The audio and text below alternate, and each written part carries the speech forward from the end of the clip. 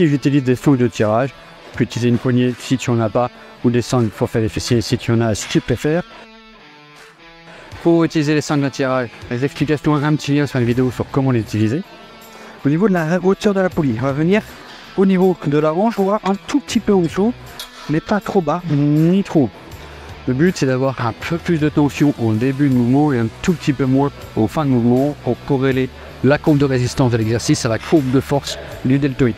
Une fois que tu t'es mis en place, tu te décales légèrement pour mettre directement en tension les poids et tu t'avances un tout petit peu de sorte à ce que le calme soit légèrement oblique.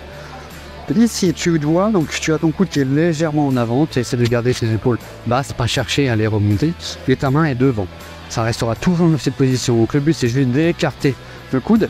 Et tu as vu, ta main est légèrement devant, elle n'est pas complètement sur le côté ici.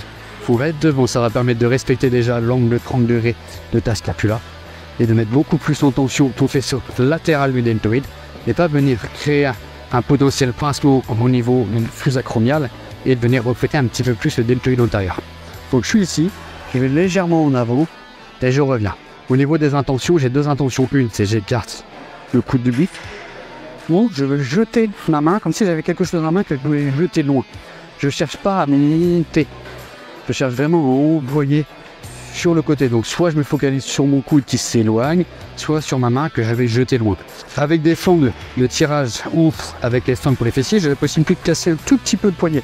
Ça va réduire légèrement le bras levier et ça peut réduire aussi les tensions au niveau de l'avant-bras. Ma flexion au niveau du coude ne bouge pas. Je n'ai pas de mouvement de flexion ou d'extension. Je garde toujours ma position naturelle et je me focalise uniquement sur ouvrir et revenir avec un mouvement légèrement oblique vers l'avant.